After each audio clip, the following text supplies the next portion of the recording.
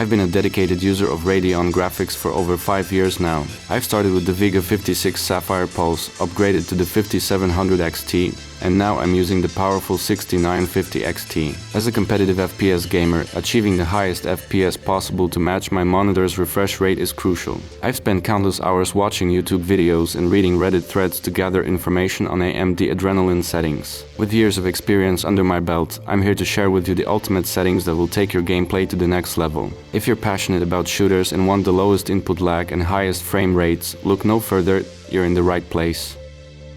Let's start by mentioning that I don't opt for the full install when installing drivers. Instead, I always choose minimal install. I don't undervolt my graphics card, nor do I use Radeon Relive, so I don't need those extra features in my system. It's worth noting that selecting minimal install not only keeps your system neat but also slightly reduces the so-called system latency, contributing to a smoother gaming experience. By focusing on what really matters, you'll be able to get the most out of your AMD graphics card and enjoy top-notch performance in your favorite games. Settings. The first and only adjustment you'll want to make in the System tab is to set the update check to manual. There's no need for automatic updates here, as it will avoid unnecessary connections to the AMD server for checking if your drivers are up to date. Additionally, it's a good idea to change the preferred software version to recommended. Besides, this tab mainly consists of a wealth of information about your system, GPU and CPU, so there's not much else to tweak. Graphics. Radeon Super Resolution. I don't utilize the upscale feature because I always play at 1080p resolution. So, if you're not gaming in 1440p, I would definitely recommend disabling this option to ensure optimal performance at your chosen resolution. Radeon Anti-Lag. This one is very important and you need to understand when using it is beneficial. Radeon Anti-Lag is similar system to NVIDIA Reflex. It is designed to decrease input lag, particularly in situations where the frame rate is lower than your monitor's refresh rate, when it drops below the monitor's refresh rate, or when the GPU usage is above 85%. It's reducing the delay between your input actions like mouse movement and the corresponding response on the screen. Anti-lag aims to provide a more responsive and smoother gaming experience. Keep in mind, though, that when you're already achieving high and consistent frame rates, the impact of anti-lag on input lag may make no difference. When playing games with high frame rates that consistently match or exceed your monitor's refresh rate, Radeon Anti-Lag is not beneficial. In such scenarios, the input lag is usually minimal, and enabling anti-lag could introduce minor performance trade-offs or lead to increased power consumption without providing a noticeable improvement in responsiveness. In summary, Radeon Anti-Lag is best used when you're facing lower frame rates or inconsistent performance in games, while it might not be as necessary for titles that run smoothly at high frame rates. I play on 240Hz monitor, my FPS is locked to 240, my GPU usage is below 85%, so I keep it disabled. Radeon Chill. Enabling Radeon Chill might cause frame rates to vary, which could lead to inconsistent performance in fast-paced competitive games. Instead, competitive gamers typically prioritize performance over power savings and thermal management. Therefore, for competitive FPS gaming with 240 FPS and more, it is generally recommended to keep Radeon Chill disabled to ensure consistent high frame rates and optimal gameplay experience. Radeon Boost. As I've experienced, Radeon Boost dynamically adjusts rendering resolution based on frame drops, downscaling the image to 83%, 66%, or 50% of native resolution. However, it's not ideal for competitive gaming, as it results in fluctuations in image quality during gameplay. As a competitive gamer, I prioritize consistent visual quality and performance, and I find these changes distracting or unfavorable. That's why I have it disabled. Radeon Image Sharpening. Radeon Image Sharpening can be beneficial for gaming, as it enhances the clarity and sharpness of in-game visuals without a significant performance impact. By applying a post-processing sharpening effect, this feature helps reveal more details in textures and scenes, making games look more crisp and immersive. It can also help you spot enemies better because the edges of models are sharper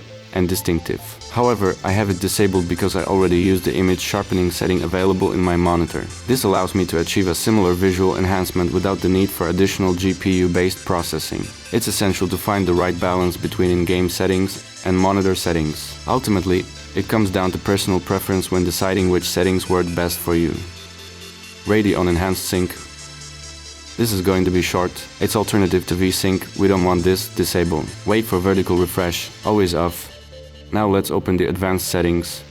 Having covered the key features that significantly impact input lag, screen tearing, and overall smoothness, I wanted to clarify when and why to use them. For the following settings, you can simply copy them without needing further explanation. Keep in mind that our primary goal is achieving the highest possible frames per second, minimal input delay, and no stutters. Anti-aliasing, override application settings. Anti-aliasing level 2x. Anti-aliasing method multisampling. Morphological anti-aliasing disabled. Anisotropic filtering disabled. Texture filtering quality performance. Surface format optimization enabled. Tessellation level off. Helping L triple buffering disabled. 10-bit pixel format disabled. Resetting the shader cache can be beneficial in certain situations. The shader cache stores compiled shaders on your hard drive to help reduce load times and stuttering in games. Over time, the cache can grow, become fragmented, or store outdated shaders that may cause issues with game performance or stability. Resetting the shader cache can be helpful in these situations. Driver updates ensures the use of recent and optimized shaders after major driver updates or GPU changes. Performance issues are stuttering. Resolves in-game performance problems, stuttering, or graphical glitches by forcing GPU to recompile shaders. Game crashes. Addresses game crashes due to corrupted or outdated shaders in the cache, improving stability. Personally, I do it every time I install new drivers. I have to add that resetting the shader cache may initially cause longer load times, but these return to normal once shaders are recompiled and stored. Display.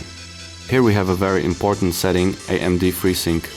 Radeon FreeSync is a technology developed by AMD that synchronizes graphics cards' frame rate with monitor's refresh rate. This eliminates screen tearing and reduces input lag, making games smoother. To use FreeSync, you need to have a monitor that supports the technology. To make it work, you have to make sure to cap frame rate 3 or 4 frames below your monitor's refresh rate. I found that using an in-game frame limiters or AMD's frame rate target control wasn't a good idea since they can be terrible and unreliable. Instead, I keep the frame rate uncapped in games and use a third-party frame limiter. The one that I could recommend is RTSS.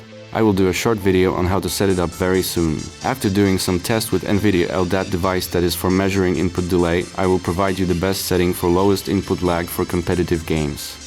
Set up no frame cap in game. Use RTSS to cap frames to your monitor refresh rate, turn FreeSync on, and Radeon Anti-Lag off. In some games like Apex Legends, the frame rate cap is pretty good, so for this one you don't need to use RTSS. The game automatically caps frame rate to 240 FPS, so just turn FreeSync on and keep Radeon Anti-Lag off. The rest in this tab you can just copy from what you see on the screen. Virtual Super Resolution disabled. GPU scaling disabled. We don't want to upscale or downscale anything if we are running game in 1080p. Last tab is the Preference tab. I disable everything.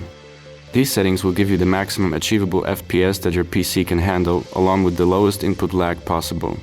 If you have any questions, feel free to leave them in the comments section, and I will try to answer all of them. Thanks for watching. If you enjoyed the video, please give it a thumbs up and subscribe to our channel for more.